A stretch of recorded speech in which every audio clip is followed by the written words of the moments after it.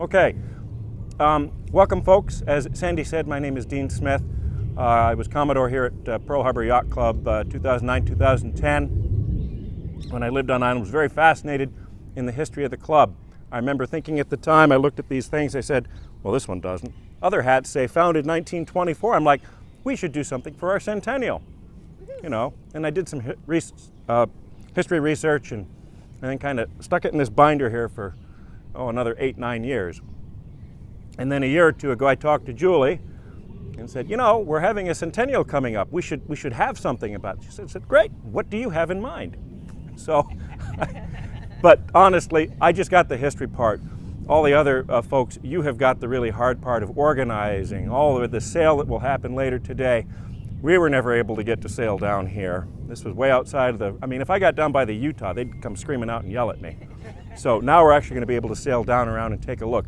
And that's good because that was the original Pearl Harbor Yacht Club course. So I've got some notes and I've got some handouts.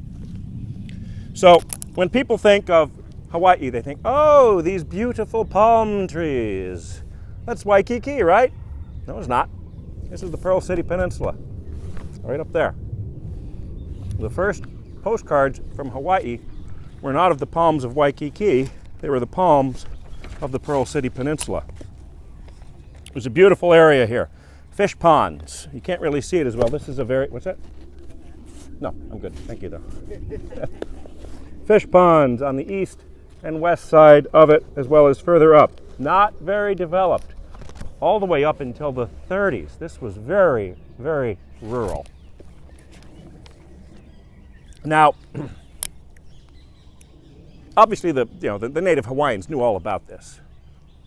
But after contact with Westerners, they started to think, well, hey, Pearl Harbor, that'd be a great place. The problem was, as you probably all know, the entrance to the channel was very shallow. You couldn't get a deep draft ship in there. So there was a lot of interest. Could we get ships in there? Well, no. Honolulu Harbor was the best place to have that. It wasn't until there was a Treaty of Reciprocity in 1887 that the U.S.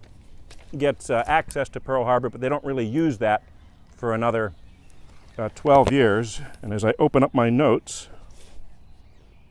Treaty of Reciprocity, 1887, but it wasn't until 1911, the first Navy ship, deep draft ship, comes in, USS California. So deep draft doesn't really start coming in here until the 1900s, but before that, you could still get a sailboat in here. You could get smaller boats in here. And so they thought, well, this would be a great place for us to develop. You can get a boat out here. It takes you a while from Honolulu. But if you got a railroad, which they did, in 1890, they could start to develop it. And this is what it looks like. Curiously, the new rail follows the old rail's track very closely. It doesn't go around the island, though. The old one went around the island. The depot was in Pearl City. And there was a spur line that came down here to this development area in here. There was a road that went along it, but mainly it was the rail, a little spur line that came down. When you came down Lehua Avenue, if you notice it's built up a bit, that was the railroad embankment. It went down there. You can actually still see the rail right up the street over here. Can you? Going into the buildings on the right. Yeah? Yeah, the tracks they're there. They're old. And see, that's the interesting thing that when you live here, when you walk around it, you start to notice these things. This is what it looked like in the early 1900s. There was a planned development up here called Venetian Palms. Never amounted to anything. A series of, canals and that. Pearl City Peninsula, though, it developed. Oahu's wealthy lived on the east and the west side. The biggest homes were on the west side. The smaller big homes were on the east side. Easier to get a boat in. So they had the slips here. The first activity in here, 1891, we have on our, on our Facebook page. If you haven't gone to our Facebook page, please. Every Thursday we try and post some history. So 1891, 1892, you start to see sailboat races down here. They're promoted by the railroad company to try and get people to come out and look at these beautiful lands. You know, timeshare at the beginning. Just come out, 50 cents. Trains run every hour. and they would have races, and they'd race down off of here. The first actual club to have a clubhouse here was a rowing association, and their clubhouse was down here. I think the foundations of it are still there. It's down by the old V1 wharf. And they had rowing races along here. Honolulu Yacht Club, no, Hawaii Yacht Club comes along 1901. They say, hey, it's getting really busy here in Honolulu Harbor. Let's try and do some sailing over in Pearl Harbor. So in 1902, they built a clubhouse down on Pu'uloa, where Iroquois Point is now. Very rustic. 1903, they built a clubhouse here on the Pearl City Peninsula. Again, down about where the rowing was on the south end of it. That lasts for about 12 years. 1913, they say, 10 years. They say, well, this is a long way. You got to take a train to get all the way out here. They sold it to the Honolulu Yacht Club, who gave it a go for 4 years. And then 1917, they abandoned the yacht club. It's just too far to get out there. Right about the same time, though, another technology is developing, the automobile.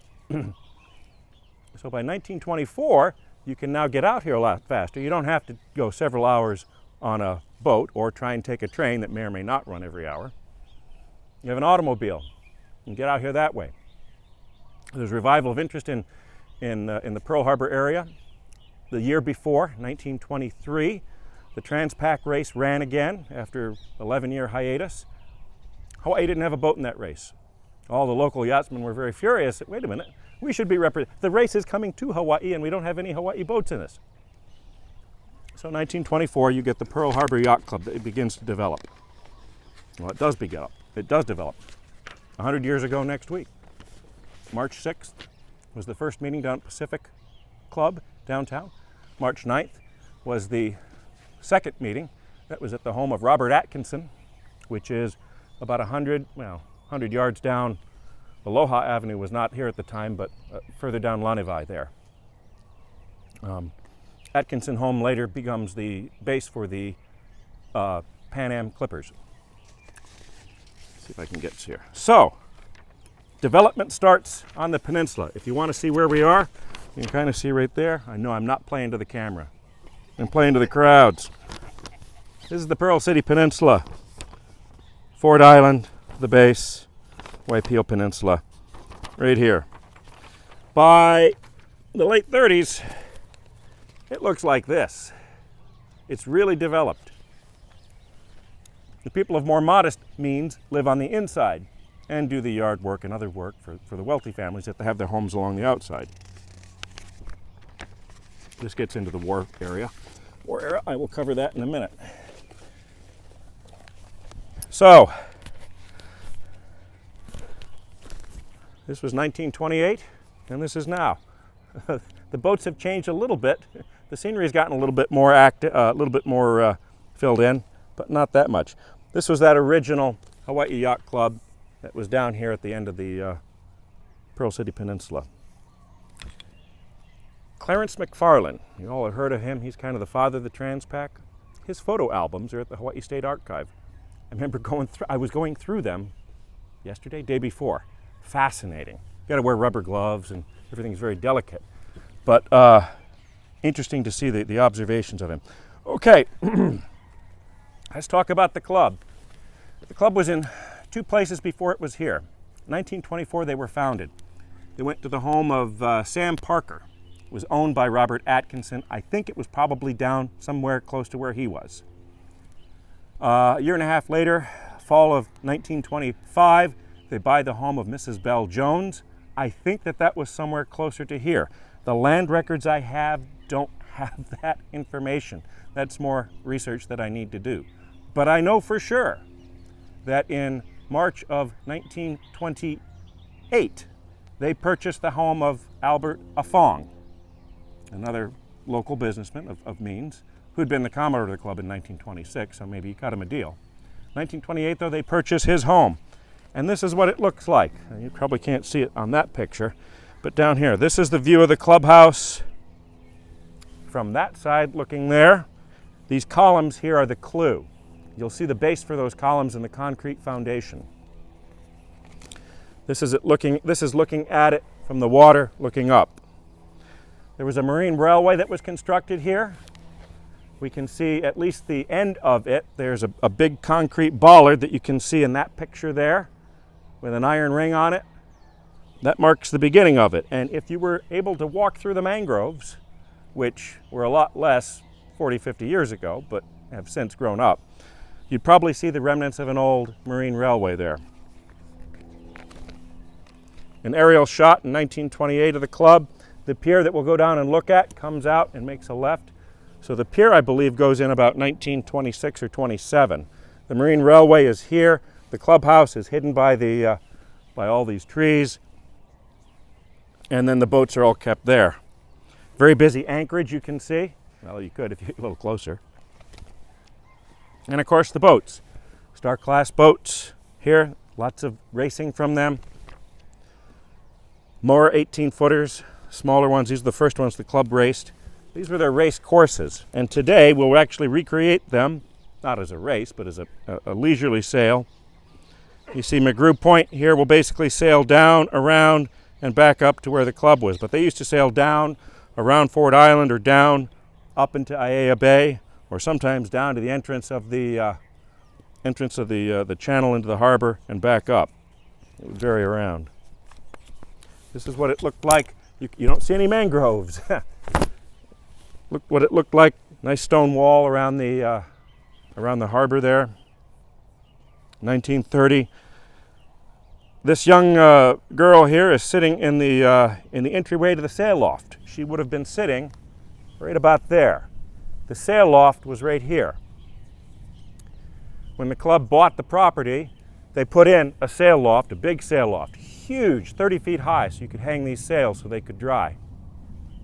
They also put in some lockers, which were just behind there. There was a swimming pool that was here, and it would have been on that side. That swimming pool was still active, according to somebody we spoke with, at least until 1970. Well, active is a relative term. It was a saltwater pool. It didn't have a pump, so if you maintained it, you could use it. If you didn't, it quickly went sour.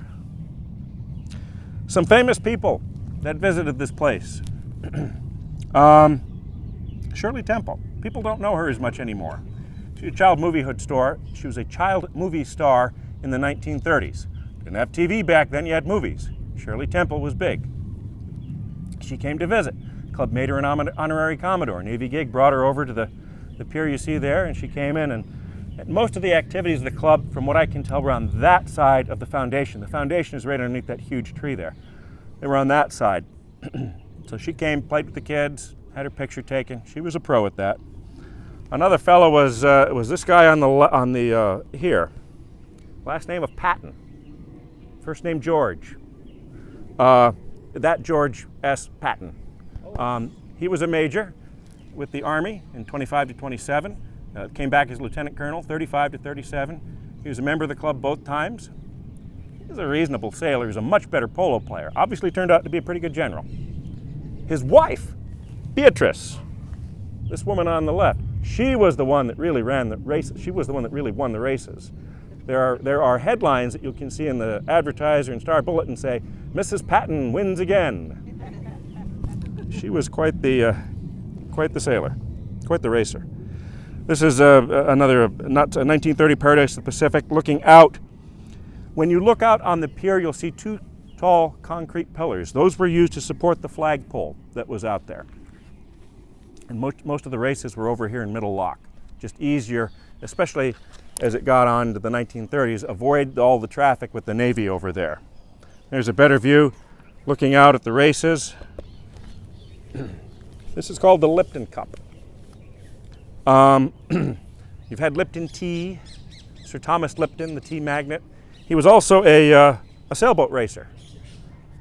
A reasonably good one, but not the best. He perennially lost the America's Cup. He was known as the world's greatest loser because he never won the cup. He tried, though. But he wanted to encourage sailing. And so Clarence McFarland knew Sir Thomas Lipton and said, "Hey, we would love to have one of your Lipton Cups out here to encourage sailing." And so they had one made. It came out here. It was raced in 1930. They raced it until 1941. Well, you know what happened in 1941 at the end of the year. This thing went into retirement, stayed in retirement, lost, if you will, until 1986, 45 years later. There is another Lipton Cup, though. Waikiki Yacht Club said, around the early 50s, late 40s, hey, didn't we used to have a cup for the competition in starboat races? Well, yeah, we did. It was called the Lipton Cup. Well, where is it? Well, nobody knew. So they wrote to the Lipton Foundation. Sir Thomas had died by that point, but he left a foundation and said, hey, we want to have a Lipton Cup. We can't find the old one. Can you make us a new one? 1954, they did. They made it. It's not as nice as this. It's still around. So they raced that from 54 until 86. And they discovered, hey, it was one of the last sailors that had sailed it, had moved to Seattle, had it in his showcase. We should put that back into competition. And so they did. So now there are 2 Lipton Cups. Get this. The Lipton 1 Cup, this was the first one, and the Lipton 2, which is known as the Lipton 1 design. So you have the Lipton 1 Challenge Cup, which is basically offshore boats, and you have the Lipton 2 1 design, which is in single-class boats. So we have 2 Lipton Cups, which I think makes Hawaii unique. This is what we believe would have been inside the clubhouse in the 1930s. Fine gentleman here. I don't know who the guy on the right is, but the guy on the left is Earl Thacker. He was a Commodore in, I think, 1935. That gate, I don't know if it was over there or over there. Do you think it was over there? I'm thinking it might be off Lanavai, because the other gates that you see here are off there. So if that's the case, this gate, which shows up in a lot of pictures, would have been over there. Now, the wheel and all that's long gone.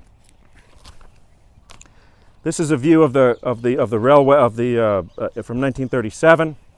Down along here, you see these homes. You can still see the foundations going out into the water. Those were owned by the Dowsett family. And then further on down, the Atkinsons were down here, and that's where the Clippers would have gone in. You can still buy, if you're on eBay, a Pearl Harbor Yacht Club Pabst Blue Ribbon matchbook.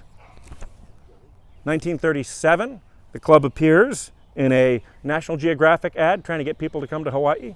See, it's very fun there. See, you have people to help you out. Boats don't tip.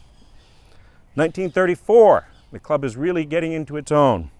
Harold Dillingham and this guy. Recognize him? He's kind of famous around here. Duke Kahanamoko. This guy could do anything on the water. Surf, win medals in the Olympics for swimming, paddle, sail. He was a really good sailor, and he was a member of the Pearl Harbor Yacht Club, a life member in 1935. He, Harold, and a couple other folks sailed the Mauna Eva and won the 1934 Transpac, a feat that would not be replicated for a while for a Hawaiian boat. Here you see some pictures from 1935. Look at how if you could see them a little bit better, the boats look wonderful, and that's the problem. Everybody wanted to take pictures of the boats. Nobody wanted to take pictures of the buildings. So trying to find a picture of these buildings here is very difficult. Lots of pictures of boats, not so many of buildings. But in the distance you can see very rural, lots of cane fields, pineapple fields. It was still very rural all the way into the 1930s. Here, you'd shown me earlier, Paul, the PBYs, 1935, initial test flight, 1936 service. These Pan Am, the China Clippers, Pan American. It's a Boeing 314, the China Clippers in the background. Ah, okay. Martin 130. There. They would fly from San Francisco to here overnight, and then here to Midway, and there to Wake, and there to Guam, and there to the Philippines. So it took a couple days to get across the Pacific, but was a lot faster than sailing. 1938 photo of the club. This was taken out on the pier. It'd be great to replicate that, but you can't go out on the pier anymore. If you've noticed, it's falling apart.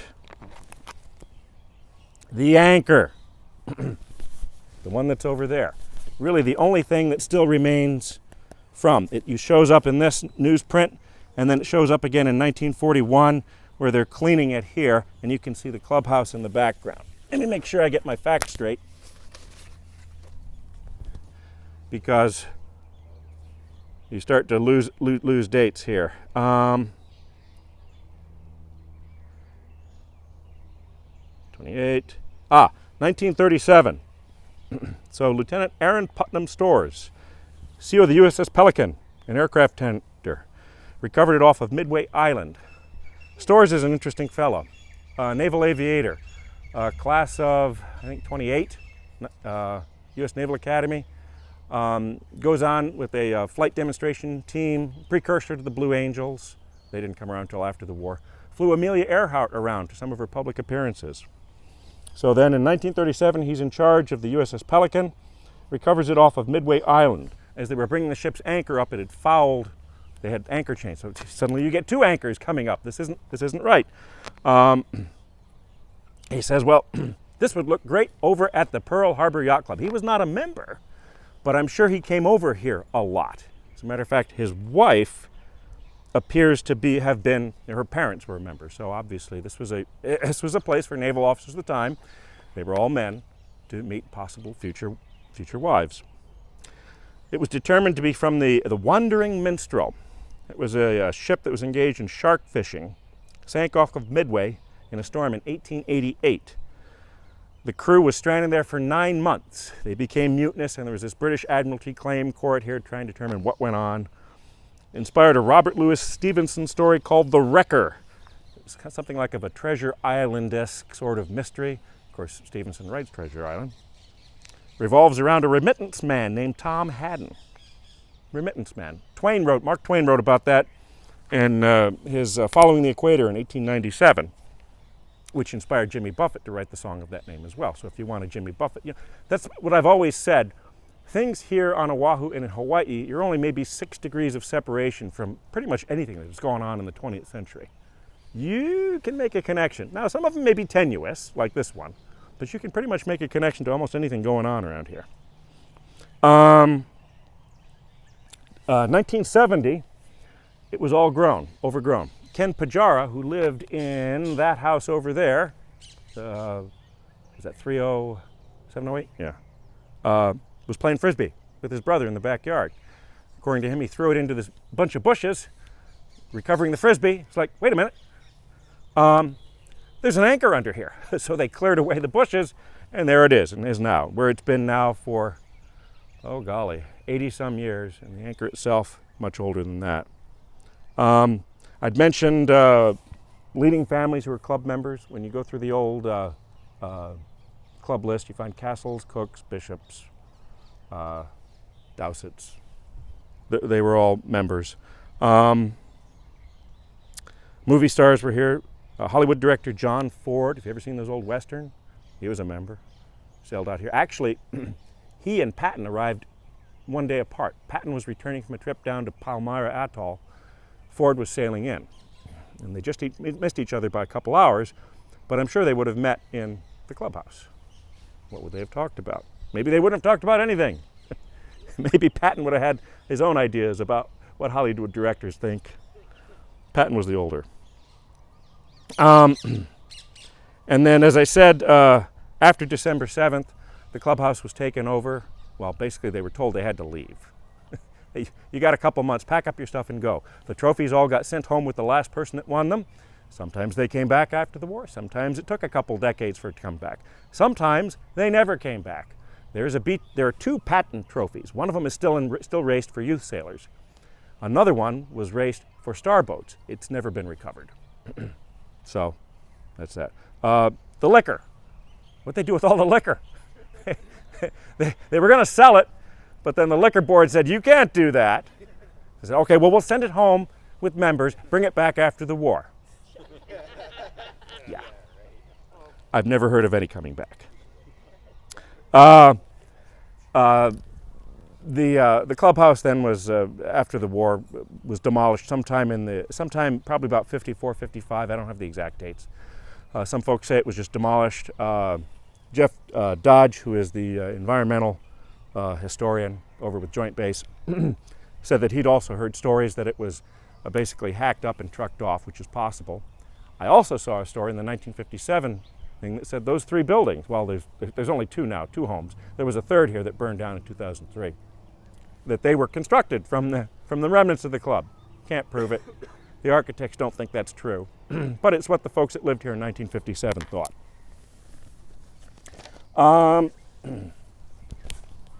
There's a view of the PT boats that have been down there. Here you are with the seaplanes, much more active. And this is what the harbor looked like in '44. Those are all ships. So today when we do the sail, we're going to come down around these two piers, these Victor piers. They went in '43 and '44. So we'll sail past them. We'll come up here where the old pier is over there, where you see all the PT boats clustered. I've also got, we're running short on time, but there's interesting, they did an environmental study, current buildings, old buildings, and I will put all of this stuff online that you can see. So why don't we go ahead and walk and look at the foundations, and we're going to walk around here, and then we're going to walk down towards the pier. I'd like to get a picture of everybody at the anchor, and then we'll get down to the pier, and I've got one last story, and we're done, because I don't want to run too long.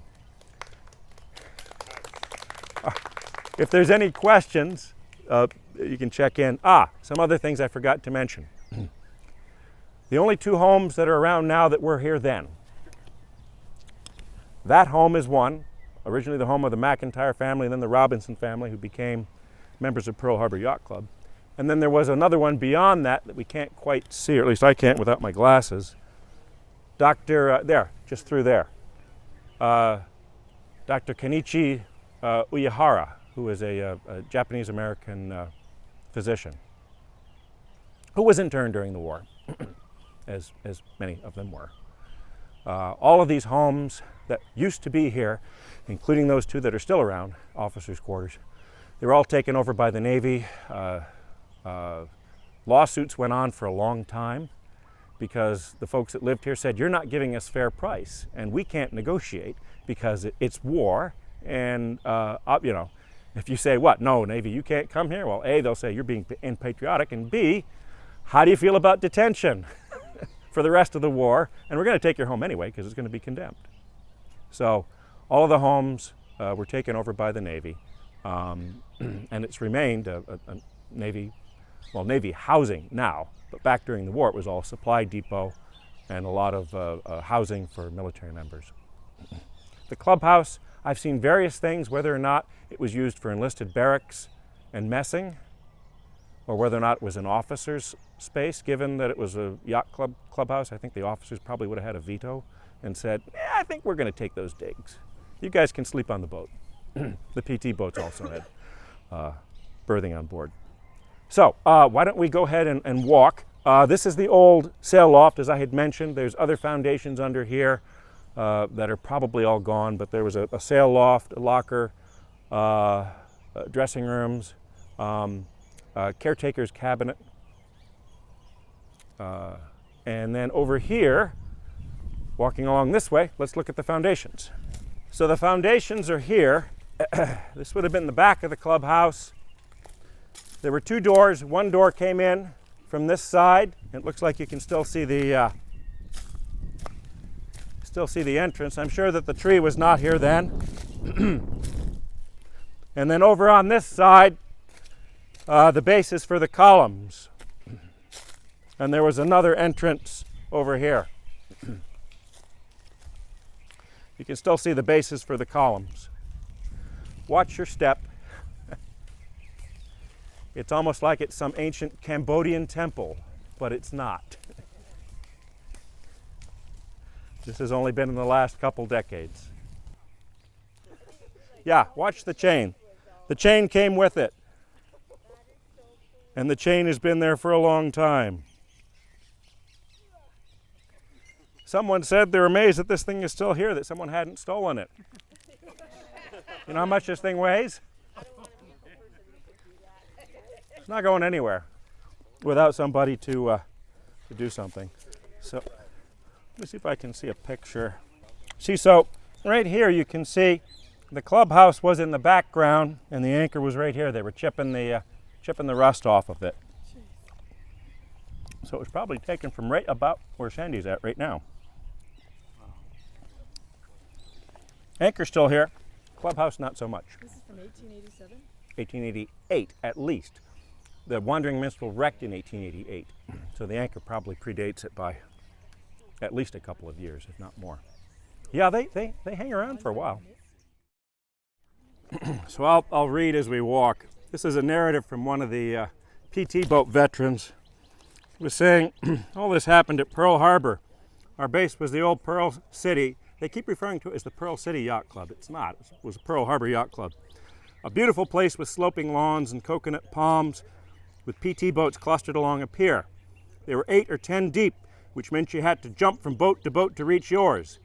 The main problem with getting back to your boat in complete darkness, there were boats of three different squadrons: Elko's, Higgins, and Huckins boats. Each type had a different superstructure with ammunition boxes and radar towers and other obstructions at different alignment.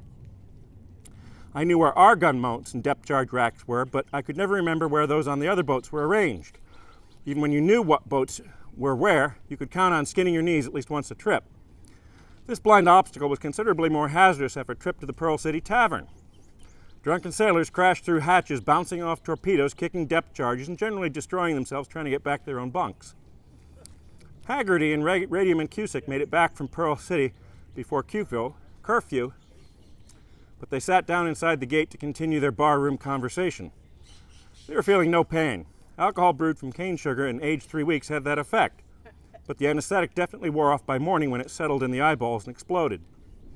The nightly poker game was underway by the time Cusack and Haggerty set down the pier looking for Boat 9. I couldn't blame them for choosing the wrong cluster in the dark. That mistake made a lot of bruises. Even sober guys made that mistake. This time we're the outboard boat. We could hear bumps, crashes, and lots of cussing as Cusack and Haggerty stumbled and fell through the dark. When there were a couple of thumps on our deck, some heavy walking, and Cusack shouted, "Man overboard!" Everybody dived overboard looking for poor old Haggerty. We had some strong swimmers. They dived and dived into the oily gunk the Japanese had so badly polluted the year before. It was no use. Haggerty was gone. "What's going on?" a voice asked from the deck above. "Haggerty fell overboard," someone yelled back. "That's terrible," he said, ripping off his jumper, jumping into the water. The rescuer was Haggerty. He'd managed to swim under the boat and climbed up on the other side. Somehow it made us feel better that Haggerty was willing to risk his life for his shipmate, even if it was himself. So yes, it was a lot of monotony here during the war. And, you know, guys being guys, they would have rather been further west. But here they were, Pearl Harbor. Now, I understand that you could still fish off of this pier into the 1970s. But sometime, I don't know, I'll ask Paul when he gets back. Hey, Paul, could you still walk out on that pier in 1980? Yes. Yeah, I think we could walk out in the 90s. In the 90s? Yeah. Okay. But it was starting to fall apart. Yeah, and you can see now it really has. There's some really nice photographs. You'll see the Pan Am Clipper Memorial here. Actually, they went into the Atkinson property further down. So when you see those pictures of seaplanes, and when you come around, it was a nice square property that stuck out into the water. They had piers going out to the seaplanes. And now we have the Ghost Fleet out there. So I think I am at time. I am definitely at time, 8:40 something. Anyone have any questions that I can answer? What happened to the club afterwards? So the club basically disbands during the war. They try and reform it after the war. No use. The Navy's not going to let them back into Pearl Harbor. Most of them eventually made the decision, some of them early on, some of them later, to help form Waikiki Yacht Club. So a lot of the members of Waikiki Yacht Club were also members of Pearl Harbor Yacht Club. That's where some of your trophies went, I think. Yes, a lot of them did, when they were recovered. And that was the last Commodore of the club, elected in 1948, was Charlie Dole. And he said, let's just move any trophies we have, we'll move them over to Waikiki Yacht Club until such time as Pearl Harbor Yacht Club could be resurrected, which never happened. Now, what about today? This burgee that you see on this is not the same as what you see in those pictures. And there's a reason for that. In the mid-1950s, Navy recreational sailing picked up over at Kehi Lagoon. Kehi Lagoon, basically if you go on Lagoon Drive now, on the south side of where the airport is, that was recreation there, and the Navy had a big recreation base there. Pictures of that as well. Had a clubhouse. A military sailing club was formed in 1957, the Pearl Harbor Sailing Club.